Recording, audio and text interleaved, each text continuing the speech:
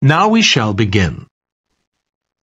You should answer the questions as you listen, because you will not hear the recording a second time. Listen carefully and answer questions 1 to 3. Good morning. What can I do for you? I want to report a theft. I had some things stolen out of my bag yesterday. I'm sorry to hear that. Right, so I'll need to take a few details. Can I start with your name? Louise Taylor. Okay, thank you. And are you resident in the UK? No, I'm actually Canadian, though my mother was British. And your date of birth? December 14th, 1977. So you're just visiting this country? That's right. I come over most summers on business. I'm an interior designer, and I come over to buy old furniture, antiques, you know? There are some really lovely things around here, but you need to get out to the small towns. I've had a really good trip this year, until this happened. Okay. So you've been here quite a while? Yes, I'm here for 2 months. I go back next week. So, may I ask where you're staying now? Well, at present, I've got a place at Park Apartments. That's on King Street. I was staying at the Riverside Apartments on the same street, but the apartment there was only available for 6 weeks, so I had to find another one. Okay. And the apartment number? 15. Right. Before you hear the rest of the conversation, you have some time to look at questions 4 to 10.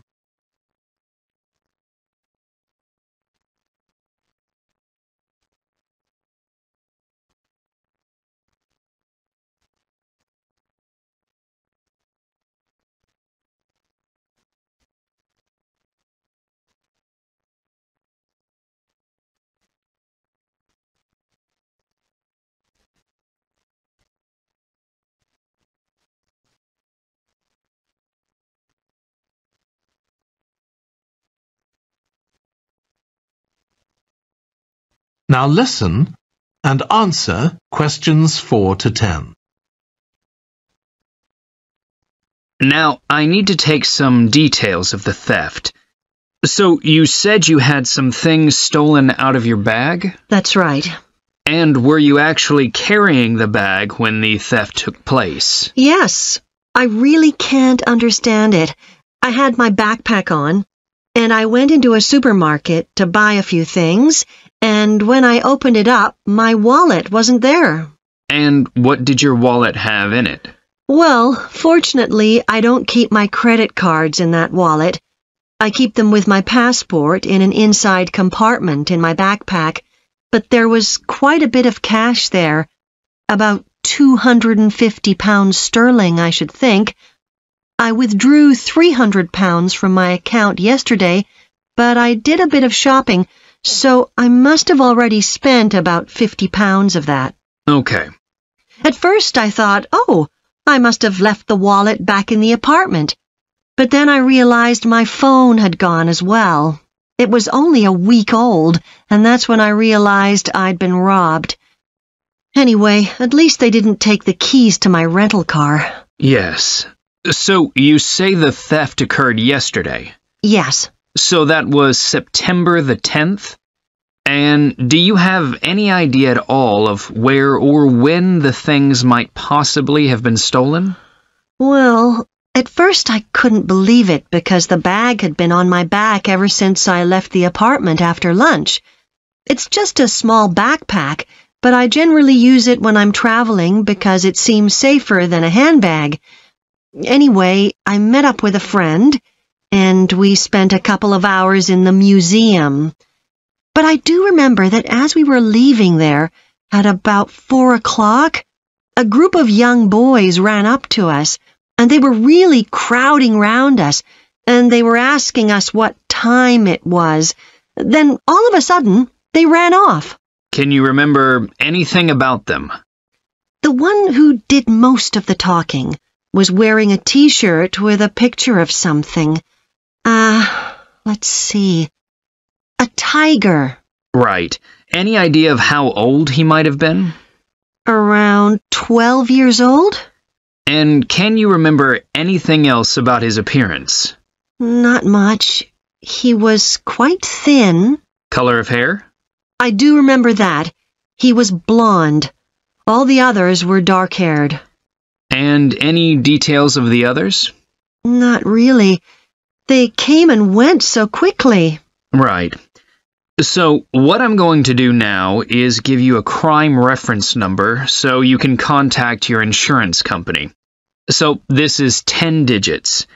87954 82361. Thank you. So, should I contact... That is the end of section 1. You now have half a minute to check your answers.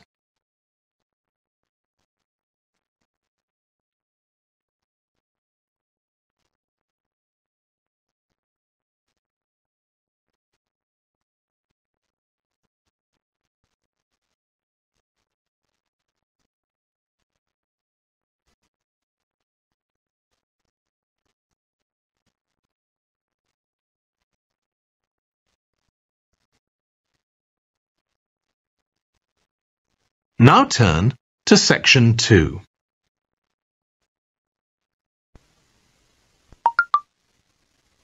Section 2. You will hear a manager giving a welcome talk to a group of apprentices who are starting their training at the company. First, you have some time to look at questions 11 to 14.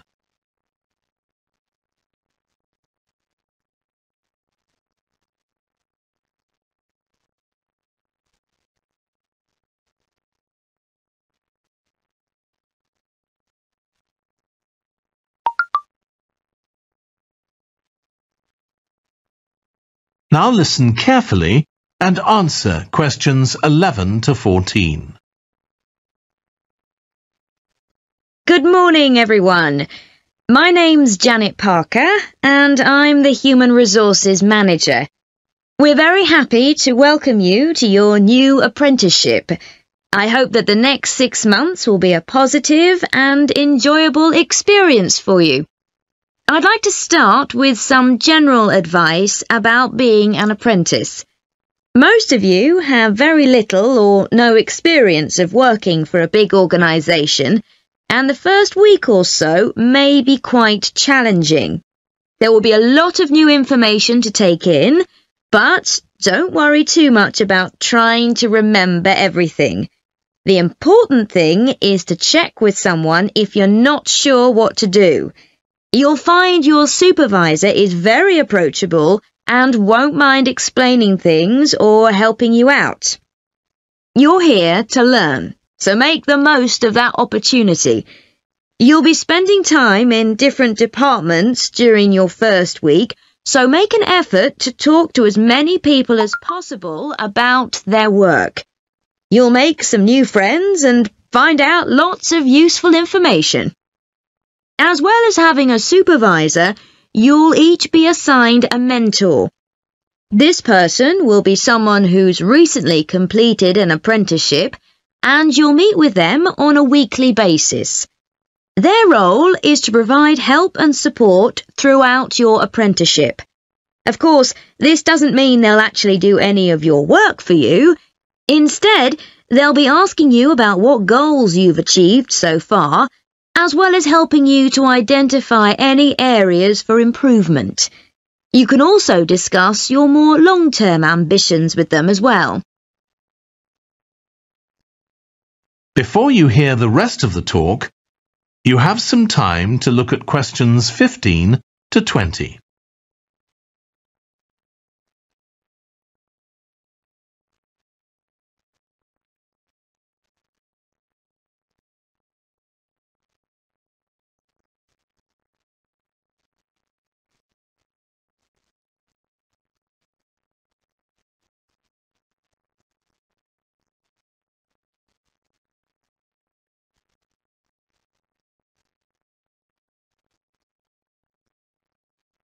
Now listen and answer questions 15 to 20.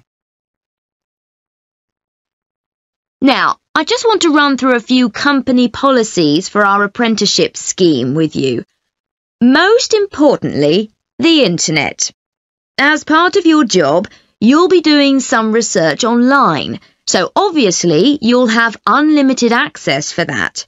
But please don't use it for personal use. You'll have your own phones for that. Some of you have already asked me about flexible working. After your probationary 3-month period, some of you will be eligible for this, but it will depend on which department you're in and what your personal circumstances are, so please don't assume you'll automatically be permitted to do this. I want to make sure there's no confusion about our holiday policy. Apart from any statutory public holidays, we ask that you don't book any holidays until after your 6-month apprenticeship has finished. Time off should only be taken if you are unwell. Please speak to your supervisor if this is going to be a problem. You'll be expected to work a 40-hour week, but there may be opportunities to do overtime during busy periods. Although you're not required to do this, it can be a valuable experience, so we advise you to take it up if possible. Obviously, we understand that people do have commitments outside work, so don't worry if there are times when you are unavailable. As you know, we don't have a formal dress code here. You may wear casual clothes as long as they're practical. And the only restriction for shoes we have is on high heels for health and safety reasons. Comfortable shoes like trainers are preferable. There's a heavily subsidised canteen on site where you can get hot meals or salads cheaply. Snacks and drinks are also provided, so we've decided to introduce a no-packed lunch policy. This is partly to encourage healthy eating at work and partly to stop people from eating at their workstation, which is unhygienic. Okay, moving on to... That is the end of section 2. You now have half a minute to check your answers.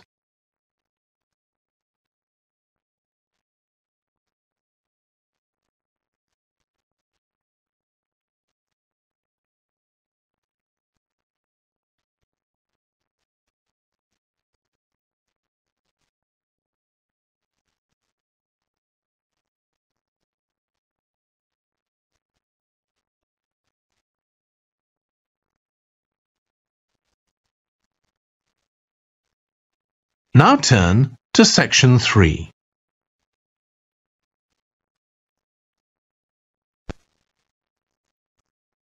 Section 3.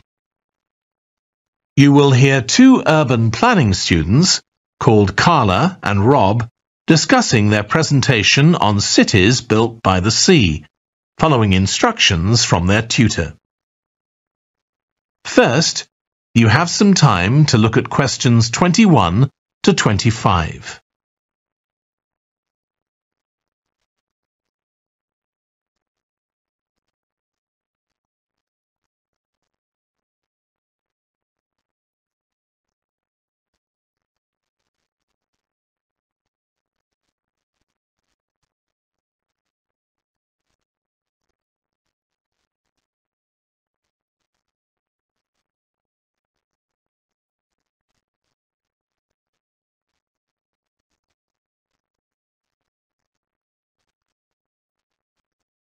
Now listen carefully and answer questions 21 to 25.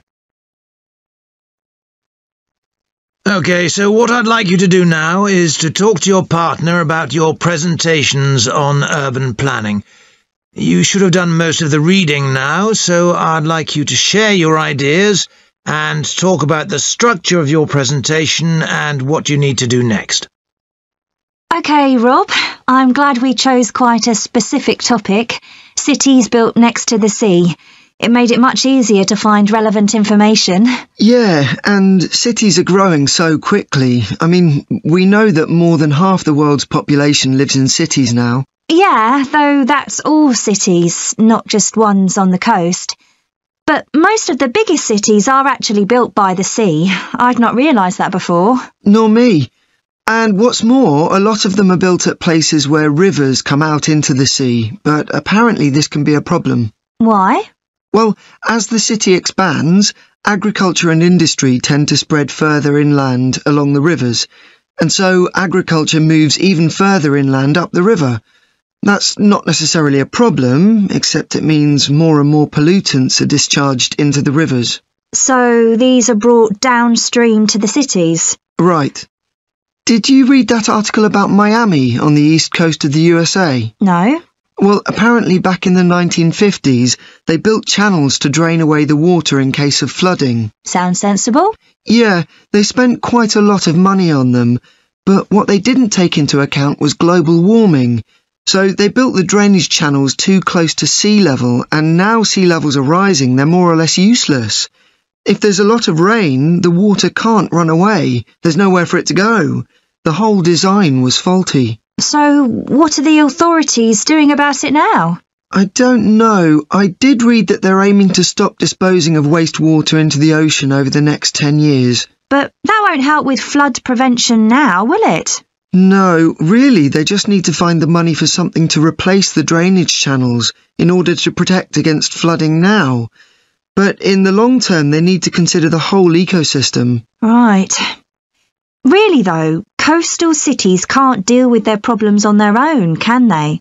I mean, they've got to start acting together at an international level instead of just doing their own thing. Absolutely.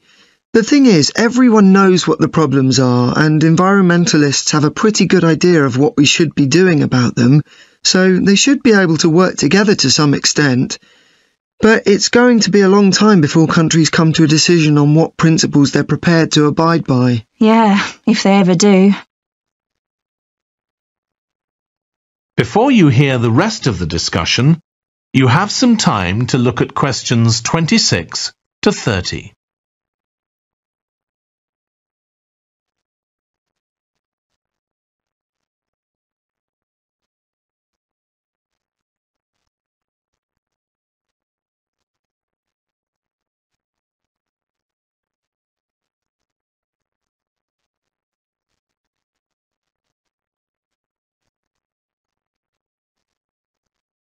Now listen and answer questions 26 to 30. So, I think we've probably got enough for our presentation. It's only 15 minutes. OK, so I suppose we'll begin with some general historical background about why coastal cities were established. But we don't want to spend too long on that. The other students will already know a bit about it. It's all to do with communications and so on. Yes. We should mention some geographical factors, things like wetlands and river estuaries and coastal erosion and so on. We could have some maps of different cities with these features marked. On a handout, you mean? Or some slides everyone can see? Yeah, that'd be better. It'd be good to go into past mistakes in a bit more detail. Did you read that case study of the problems there were in New Orleans with flooding a few years ago? Yes, we could use that as the basis for that part of the talk. I don't think the other students will have read it, but they'll remember hearing about the flooding at the time. OK. So that's probably enough background. So then we'll go on to talk about what action's been taken to deal with the problems of coastal cities. OK. What else do we need to talk about? Maybe something on future risks, looking more at the long term if populations continue to grow? Yeah, we'll need to do a bit of work there. I haven't got much information, have you? No, we'll need to look at some websites. Shouldn't take too long. OK.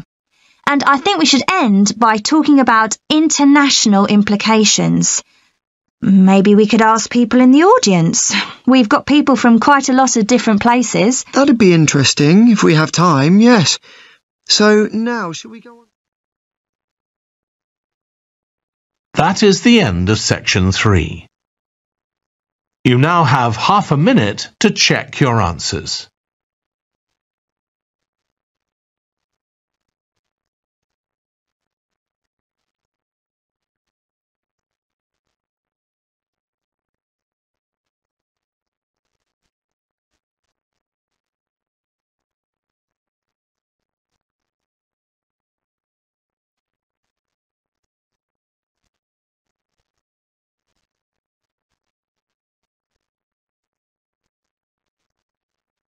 Now turn to section 4.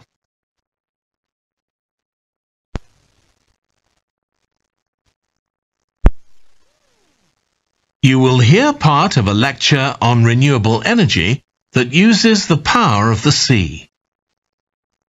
First, you have some time to look at questions 31 to 40.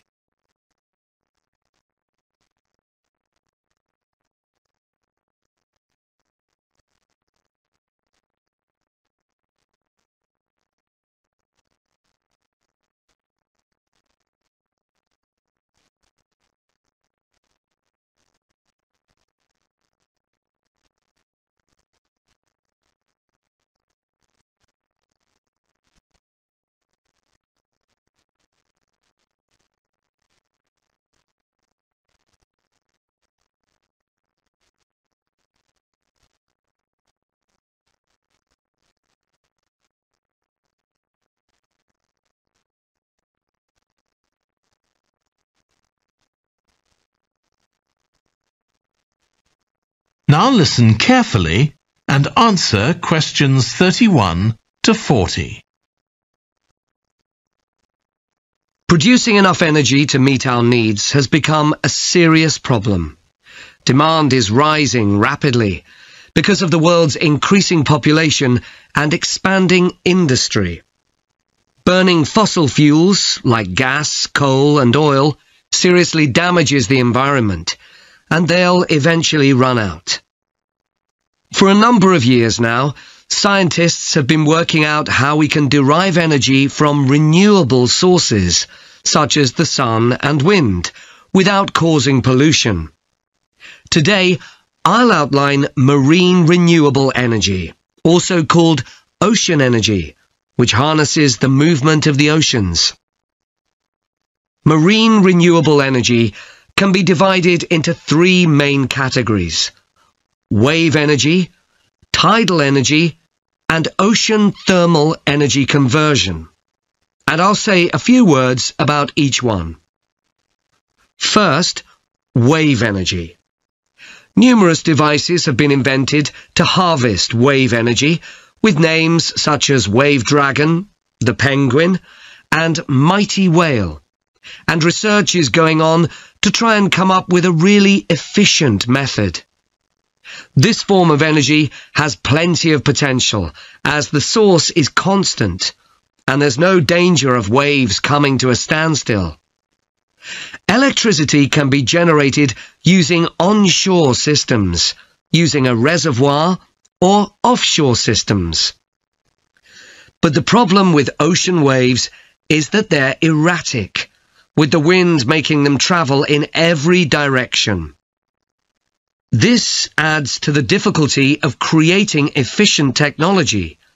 Ideally, all the waves would travel smoothly and regularly along the same straight line.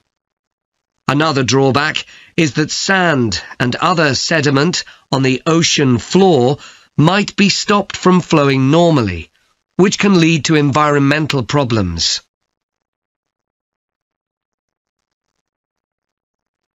The second category of marine energy that I'll mention is tidal energy. One major advantage of using the tide, rather than waves, as a source of energy, is that it's predictable. We know the exact times of high and low tides for years to come. For tidal energy to be effective, the difference between high and low tides needs to be at least 5 meters.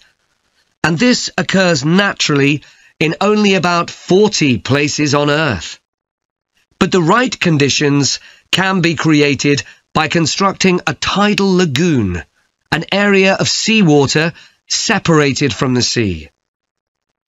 One current plan is to create a tidal lagoon on the coast of Wales. This will be an area of water within a bay at Swansea, sheltered by a U-shaped breakwater, or dam, built out from the coast. The breakwater will contain 16 hydro turbines, and as the tide rises, water rushes through the breakwater, activating the turbines, which turn a generator to produce electricity. Then, for 3 hours as the tide goes out, the water is held back within the breakwater, increasing the difference in water level until it's several meters higher within the lagoon than in the open sea. Then, in order to release the stored water, gates in the breakwater are opened. It pours powerfully out of the lagoon, driving the turbines in the breakwater in the opposite direction and again generating thousands of megawatts of electricity.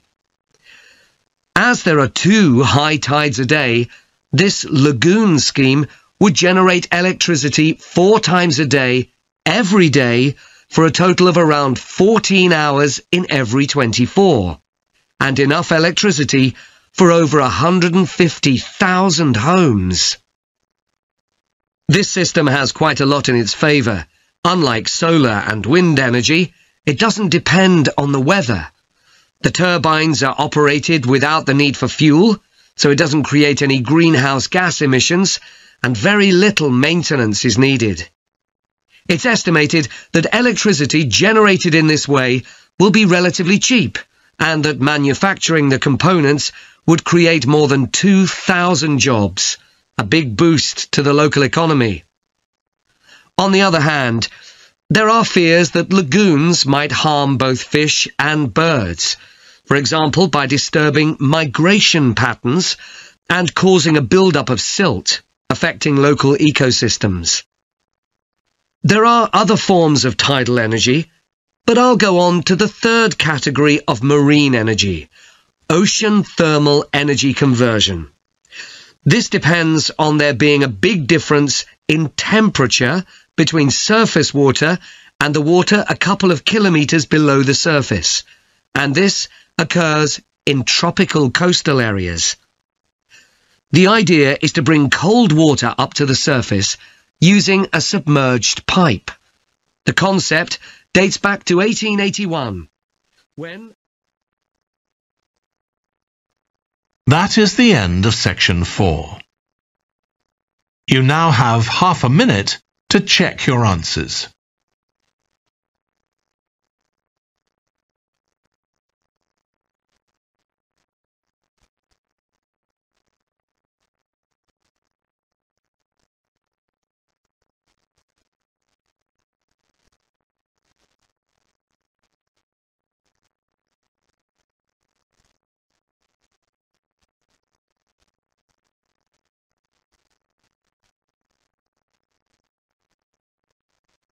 That is the end of the listening test. In the Ielts test, you would now have 10 minutes to transfer your answers to the answer sheet.